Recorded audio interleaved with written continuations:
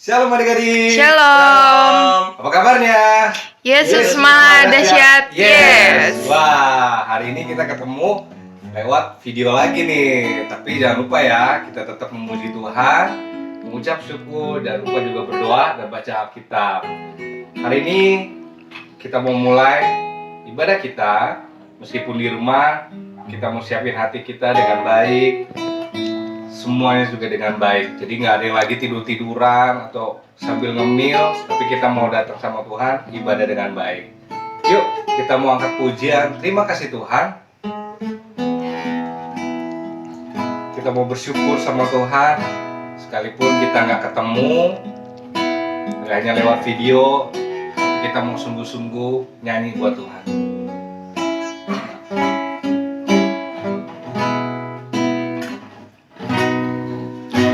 Terima kasih Tuhan untuk kasih setiamu yang ku alami dalam hidupku.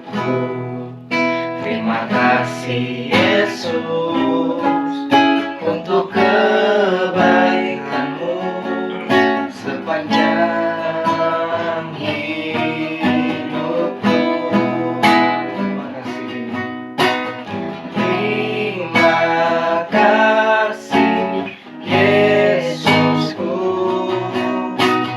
buat anugerah Kau beri setiap hari ini. Tuhan adakan syukur bagimu. Kita ulang sama-sama pujian ini dari awal ya. Terima kasih Tuhan. Terima kasih Tuhan untuk kasih setiamu yang ku alami dalam hidupku.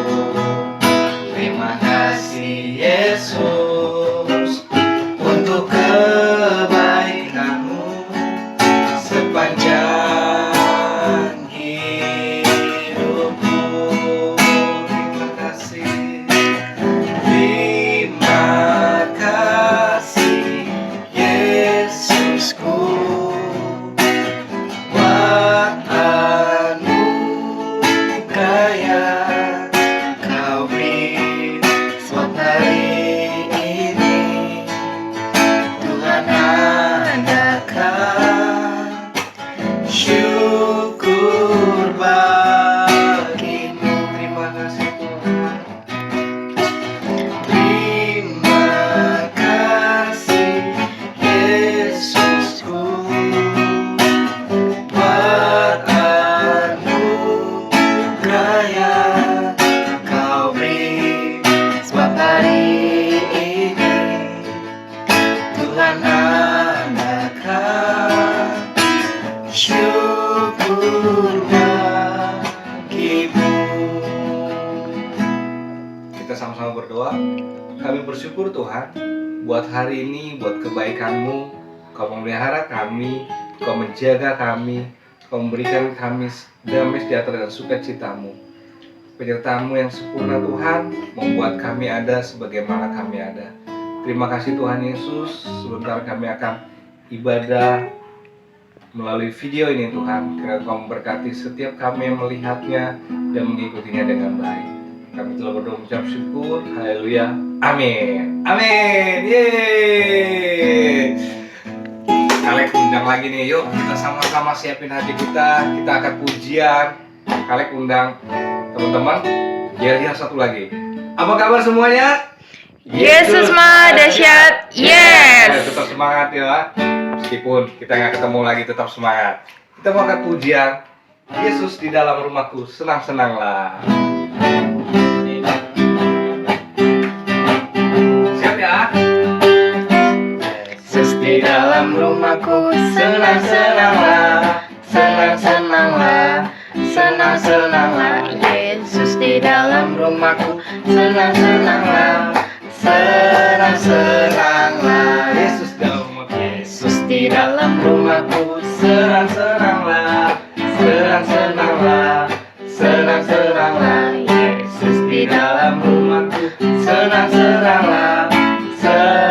senang hati. Ingat, meskipun kita lagi nggak ketemu, selalu ingat bahwa Tuhan Yesus ada di tengah-tengah kita. Di dalam rumah kita ada mama, ada papa, ada kakak, ada anak-adik. Kita harus mengucap syukur sama Tuhan. Sebab karena Tuhanlah kita bisa senang-senang. Kita mengangkat pujian berikutnya. Yesus Allah di tengah kita besar. Jangan takut dengan keadaan kita, karena kita punya Tuhan Allah yang sangat besar, yang menjaga kita sampai hari ini. Tuhan Allah di tengah kita besar, besar. Dia senangkan dan dirangkan dengan sukacita. Dia mengasihi dan bersuka karena kita. Tuhan Allah di tengah kita besar, besar, besar.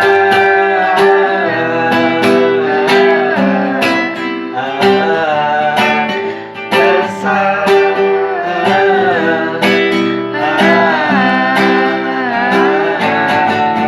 Besar. Tuhan Allah di tengah kita. Tuhan Allah di tengah kita besar, besar. Dia senangkan dan dirangkan dengan sukacita. Dia mengasihi dan bersuka karena kita. Tuhan Allah di tengah kita besar, besar, besar.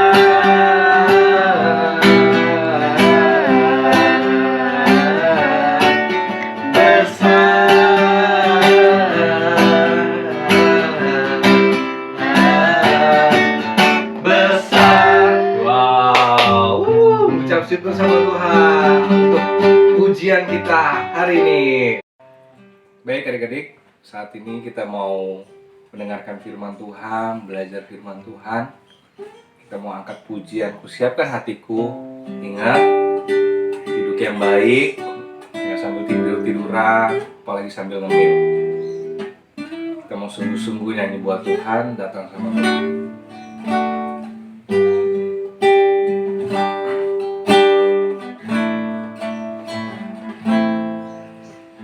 Siapkan hatiku Tuhan untuk dengar firman-Mu saat ini. Ku sujud menyembah-Mu Tuhan, masuk hadirat-Mu saat ini. Curahkan urapan-Mu Tuhan bagi jemaat-Mu saat ini. Ku siapkan hatiku Tuhan untuk dengar firman-Mu.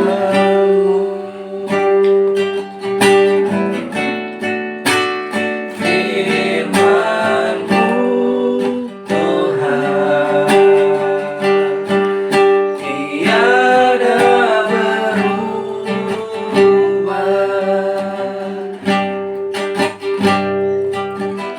Dahulu, sekarang, selama-lamanya tiada berubah. Firman-Mu Tuhan menolong hidupku.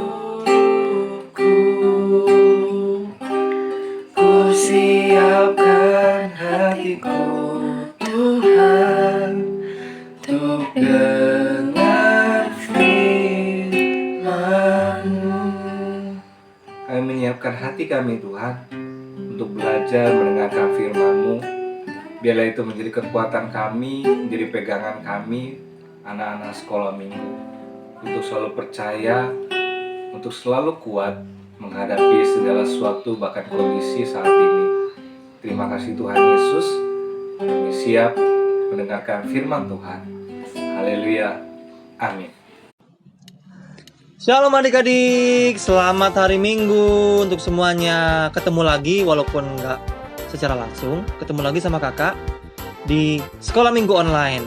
Kita sekolah minggunya penyampaian firman Tuhannya melalui online karena mengikuti himbauan pemerintah untuk tidak mengadakan pertemuan dengan banyak orang supaya meminimalisir penyebaran virus corona. Jadi adik-adik tetap semangat ya. Hari ini kakak nggak sendirian seperti biasa, ada rekan, ada partner yang bantuin kakak untuk menyampaikan firman Tuhan nih. Di sini ada Kak Rudolf. Halo, shalom adik-adik, happy Sunday. Happy Sunday. Oke, tema kita hari ini adalah yang sederhana tapi sangat penting, yaitu honest, kejujuran. Nah, sebelumnya kakak mau tanya nih adik-adik, pernah main truth order nggak? Kak Rudolf pernah nggak main truth order? Pernah dong. Pernah. Pilihnya biasanya apa? Milihnya biasanya dare, Kenapa? karena susah untuk berkata jujur. Adik-adik gimana nih? Milihnya truth or dare. Emang sih mendingan dikerjain daripada disuruh jujur ya. Kadang-kadang pertanyaannya memalukan gitu. Misalnya kayak gini. Siapa orang yang kamu taksir? Nah itu kan kalau kita ngomong di depan teman-teman kan bikin malu kan? Kalau orangnya ada di situ, nah itu dia. Jujur itu selalu punya resiko. Memang jujur itu selalu punya resiko. Dan hari ini kita mau belajar tentang satu tokoh. Dia di kisah ini dia gagal untuk memilih jujur, tapi dia belajar dan dia bertobat. Kita belajar ya. Kita buka firman Tuhan dari Matius 26 ayat 69 sampai 75. Matius berapa kakak? Matius 26 Matius ayat 26. ayat 69 sampai 75. Oke, adik-adik juga buka Alkitabnya ya. Oke. Di bawah perikop Petrus menyangkal Yesus. Sementara itu Petrus duduk di luar halaman, maka datanglah seorang hamba perempuan kepadanya. Katanya, engkau juga selalu bersama-sama dengan Yesus orang Galilea itu. Tetapi ia menyangkalnya di depan semua orang, katanya, aku tidak tahu apa yang kau maksud. Ketika ia pergi ke pintu gerbang, seorang hamba lain melihat dia dan berkata kepada orang-orang yang ada di situ, orang ini bersama-sama dengan Yesus orang Nazaret itu. Dan ia menyangkalnya pula dengan bersumpah, aku tidak kenal orang itu. Tidak lama kemudian, orang-orang yang ada di situ datang kepada Petrus dan berkata, pasti engkau juga salah seorang dari mereka, itu nyata dari bahasamu. Maka mulailah Petrus mengutuk dan bersumpah, aku tidak kenal orang itu, dan pada saat itu berkokoklah ayam. Maka teringatlah Petrus akan apa yang dikatakan Yesus kepadanya. Sebelum ayam berkokok, engkau telah menyangkal aku 3 kali. Lalu ia pergi keluar dan menangis dengan sedihnya. Nah, kakak mau flashback dulu tentang Petrus. Petrus ini salah satu dari 3 murid terdekat Tuhan Yesus, ya kan? Nah, selain Petrus ada Yakobus dan Yohanes. Jadi Petrus ini tahu dong tentang ajaran Yesus. Dan pasti dia, semakin kita dekat sama orang, semakin sifatnya ada dalam diri kita. Misalnya kakak dekat sama Kak Rudolf, pasti beberapa kebiasaan juga tertular kan? Begitu juga dengan Petrus ini. Harusnya sifat-sifat Tuhan Yesus tertular dalam diri Petrus. Nah, Petrus ini membela banget Tuhan Yesus, membela nama baik Tuhan Yesus. Bahkan di waktu Tuhan Yesus ditangkap itu, Petrus sempat menghunus pedang dan memotong telinga Malkus. Wah. Nah, ini saking membelanya Petrus, saking Petrus membela Tuhan Yesus begitu. Nah, hari itu waktu Tuhan Yesus ditangkap, keyakinan Petrus kepada Tuhan Yesus diuji. Waktu Tuhan Yesus ditangkap, Petrus mengikuti Tuhan Yesus. Tapi nggak dekat-dekat, karena kalau ibarat ini, kalau bos ditangkap, anak buah pasti kena kan, Kardolf? Betul. Begitu juga Tuhan Yesus, kalau dia ditangkap pasti murid-muridnya kena. Makanya Petrus dari jauh ngikutinnya. Nah, waktu ada di pelataran pengadilan, ada seorang hamba ngomong kepada Petrus, "Kamu salah satu dari murid-murid Tuhan Yesus." Petrus bilang, "Aku tidak tahu apa yang kamu katakan." Lalu yang kedua, begitu juga. Tapi Petrus bilangnya beda. "Aku tidak kenal orang itu." Yang ketiga begitu juga. Tapi mengalami peningkatan kebohongan. Dia bersumpah dan mengutuk. Waduh. Dari sini kita belajar gini adik-adik. Kebohongan pertama pasti diikuti oleh kebohongan kedua, ketiga, keempat, kelima. Misalnya gini. Adik-adik misalnya ditanya, "Kenapa nggak ngerjain PR?" Mau jujur takut, bilang ya bohong akhirnya. Ini mama ngasih tugas di rumah, bersih-bersih, beres-beres. Kan bohong kan, padahal enggak. Terus nanti ditanya, "Kenapa enggak ngatur waktu? Habis capek." Nah, bohong kedua. Nanti ditanya, nanti gurunya bilang lagi ke kamu, "Mama udah kasih tahu kok nggak banyak tugas di rumah, tugas-tugas beres-beres di rumah. Mama lupa kali." Nah, kan bohong lagi kan? Jadi kebohongan pertama pasti disusul oleh kebohongan kedua, ketiga.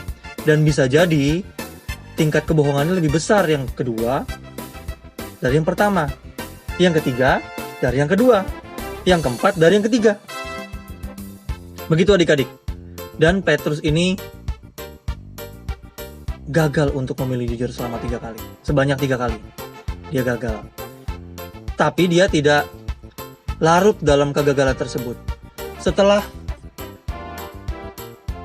ayam berkokok, dia menyesal. Dia ingat kata gurunya waktu itu. Waktu Petrus bilang begini sebelum Tuhan Yesus ditangkap, "Aku mau memberikan nyawaku untuk guru." Tapi Tuhan Yesus bilang gini, "Sebelum ayam berkokok, engkau telah menyangkal aku 3 kali." Nah, ini sebuah peringatan. Harusnya Petrus waspada nih. Ternyata Petrus gagal. Tapi setelah ayam berkokok 3 kali, Petrus keluar dan menyesali dirinya dan menangis. Dan akhirnya setelah Tuhan Yesus naik ke surga, Petrus menjadi penginjil, menyebarkan firman Tuhan kemana-mana. Artinya gini adik-adik, oke lah kemarin-kemarin Petrus sudah bohong ya, tapi itu tidak membuat dia terus-terusan bohong. Dia malah terus terang bahwa dia percaya kepada Tuhan Yesus di hadapan ratusan bahkan ribuan orang di hari Pentakosta. Jadi adik-adik hari ini kita belajar, memang jujur itu gak enak. Kerja jujur itu gak enak. Harus berusaha dengan kemampuan sendiri waktu ujian, memang gak enak. Soalnya susah. Tapi di sisi lain kita kayaknya dituntut untuk punya nilai bagus. Gak enak kalau jujur. Memilih gak nyontek itu gak enak. Bener gak enak. Gak enak banget. Tapi demi sebuah kebenaran kita harus jujur. Ingat, kalau kita jujur, Tuhan gak tidur. Kalau kita gak jujur, Tuhan juga gak tidur. Artinya, pasti ada sesuatu yang kita tuai ke depan. Baik itu tuai dari kejujuran kita, baik itu tuai dari ketidakjujuran kita. Pasti ada. Pasti ada sesuatu yang akan kita dapatkan sebagai ganjaran dari kejujuran kita atau ketidakjujuran kita. Jadi adik-adik, jujur memang gak enak. Seperti tadi kan, truth order tadi. Kadang bikin malu, kadang dianggap aneh. Ya macam-macam, ada yang bilang kita dianggap sok suci. Ya itu konsekuensi jujur. Petrus juga punya konsekuensinya kan, walaupun Petrus gagal. Dia punya konsekuensi ditangkap, mungkin disalib bareng-bareng. Atau mungkin gak disalib, ada hukuman lain mungkin. Jadi jujur memang gak enak. Dan bangsa ini butuh orang yang jujur adik-adik. Dan adik-adik adalah bibit dari orang-orang yang jujur. Kalau adik-adik membiasakan diri untuk jujur dari sekarang, maka adik-adik akan terbiasa jujur di masa depan. Tapi kalau adik-adik dari sekarang udah gak biasa jujur, di masa depan adik-adik akan lebih gak jujur di dalam tingkat yang lebih besar lagi, di dalam tingkat ketidakjujuran yang lebih parah. Seperti Petrus tadi kan, awalnya aku tidak tahu apa yang kamu katakan. Yang kedua, dia sambil bersumpah, aku tidak kenal orang itu. Yang ketiga, dia sambil mengutuk dan bersumpah. Nggak tahu ya ngutuknya apa ya. Tapi itu lebih parah kan? Tingkat kebohongannya. Betul. Jadi jujur untuk mujur. Jujur untuk mujur ya. Kalau tidak jujur, bisa hancur. Nah, oke. Jadi hari ini kita belajar tentang kejujuran. Nah, ayat hafalannya adalah Amsal 2 ayat 7. Yuk kita buka Amsal 2 ayat 7.